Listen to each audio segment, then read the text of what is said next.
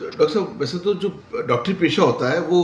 बिल्कुल ऐसा होता है कि सबको सुकून देता है, तकलीफ से दूर करता है। कई बार पेट में कैंची रह जाती है, कभी इंजेक्शन का सिरिंज रह जाती है। इस बार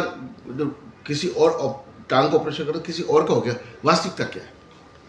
जी, मेडिकल प्रोफेशन है, ऐसे कई बार ह्यूमन एरर इसमें हो जाती है और इन्हीं को रोकने के लिए बहुत सारे एसओपीज़ प्रोटोकॉल्स के स्टैंडर्ड्स तय किए गए हैं कि आपको ये चेकलिस्ट होती है, ये सब चीज़ों को फॉलो करते हैं जिससे ये मिनिमल रहे, एकदम ज़ीरो रहे।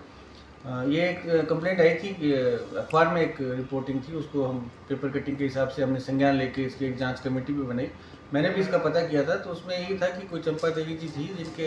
असॉल्ट करके कोई इंजरी करके एडमिट थी ऑर्थोपेडिक्स में, डॉक्टर रामा किशन जी यूनिट में। तो मरीज ठीक थी, दोनों ऑपरेशन हो गए थे उनके, इंजरीज दोनों पैर में थी और उसके बाद भी फिर भी हमने ताकि किसी तरह की कोई गलती नहीं रह जाए, हमने सीनियर डॉक्टर्स की प्रेजेंस में 5 डॉक्टर्स की एक कमेटी बना दी थी, जिसमें कमेटी ने अपनी जांच रिपोर्ट दे दी और उसमें उन्होंने कुछ प्रोटोकॉल्स की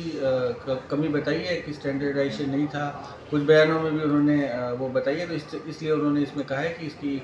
कुछ जो भी रिपोर्ट उन्होंने सबमिट करी है वो हमने प्रधानाचार्य महोदय को भेज दी है और आगे जो भी महोदय के निर्देश होंगे और हमारे स्तर पर जो कार्रवाई हो सकती है, जो भी नर्सिंग ऑफिसर्स थे या दूसरे लोग थे या ओटी में हमने डिप्टी साहब ने भी चेक कर लिया है और बेहतर उसकी व्यवस्था करने के प्रयास किए गए हैं। सर किस तरह की ये समस्या हुई, क्योंकि मुख्य रूप से अलग पैर का ऑपरेशन करने की जो बात है वो सामने आई है, जांच रिपोर्ट है वो क्या कह रही है कि क्या इसी तरह की गलती हुई है, डॉक्टर्स के स्तर पे हुई है, निचले कर्मचारी स्तर पे हुई है, इस तरह सर इनसे जुड़ा हुआ दोनों पर फ्रैक्चर था। सर जुड़ा हुआ सवाल ही है, गैंग्रीन की वजह से पैर काटना था, दूसरा पैर काट लिया, ये समझ आता है। और अगर कोई व्यक्ति स्वस्थ था एक पैर उसका, तो उसमें ऑपरेशन क्या किया उन्होंने? नहीं, फ्रैक्चर्स दोनों पैर में थे, फ्रैक्चर्स दोनों पैर में थे, लेकिन चूँकि कई बार आपको कंसेंट भी लेनी होती है, कई बार मार्किंग भी करनी होती है, तय भी करना होता है। यदि कोई चेंज भी हो रहा है प्रोटोकॉल्स में, ऑपरेशन थिएटर में भी कई बार बदलाव हो जाता है, कई बार मरीज की कंडीशन पर डिपेंड करता है, वो भी आपको कम्युनिकेशन करना चाहिए मरीज के अटेंडेंट को, ताकि इस तरह की मिस अंडरस्टैंडिंग डेवलप ना हो। इसी के तहत जाँच की गई है और इन्हीं बिंदुओं को उजागर किया गया कि कहीं ना कहीं प्रोटोकॉल्स को फॉलो नहीं किया गया, कहीं कंसेंट्स प्रॉपर नहीं थी।